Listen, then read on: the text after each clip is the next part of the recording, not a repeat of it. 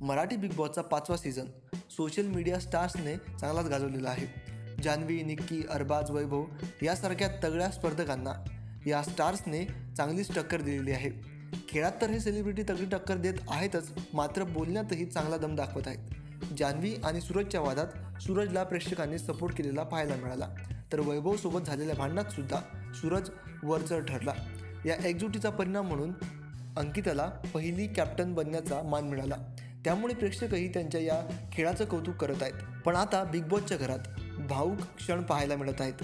सुरुवातीला योगिता चव्हाणला घरच्यांच्या आठवणीने भावूक केले होते, तर सूरज चव्हाणही जुन्या आठवणीत रमलेला पाहायला मिळाला। इतके दिवस छोटा पुढारी सगळ्यांना समजावून सांगताना दिसला, मात्र आज तो भावूक होऊन रडू लागला। छोटा पुढारी म्हणजेच घनश्याम दरवडे हा गेली अनेक वर्ष राजकीय क्षेत्रात कार्यरत आहे। त्याच्या भाषणाची शाब्दिक फटकेबाजी भल्या भल्यांना गप्प करायला भाग पडते। घनश्याम दरवडे हा सिंगोदा तालुक्यातील टाकळी लोणार गावचा, बहिणीनंतर आईवडिलांचा घनश्याम हा एकुलता एक मुलगा। शेतकरी कुटुंबात त्याचा जन्म झाला। घरची परिस्थिती बेताचीच, त्यामुळे श्रीगोंदा तालुक्यातील घारगावच्या आश्रमशाळेत तो शिकायला होता। पुढे विधानसभा निवडणूक प्रचारादरम्यान त्याची खरी ओळख बनली। बबनराव पाचपुतेंच्या विरोधात त्याने राहुल जगताप यांचा प्रचार केला। त्याच्या जोरदार भाषणाने बबनराव पाचपुते यांचा पराभव झाला। इथूनच हा छोटा पुढारी बनून लोकप्रियता मिळू लागला। पण लोकांकडून वेगवेगळ्या प्रतिक्रिया मिळत असताना या घनश्यामला मात्र अनेकांनी वाईट अनुभव दिले। काल बिग बॉसच्या घरात कॅप्टन्सीचा टास्क झाल्यानंतर घनश्याम भावूक झालेला पाहायला मिळाला। धनंजय पवार यांच्याशी बोलताना तो मनातील खतखत बाहेर काढताना दिसला।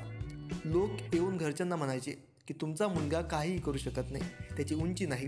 आज तीच लोक म्हणत असतील की यांचा मुलगा बिग बॉसमध्ये कसा काय गेला असेल।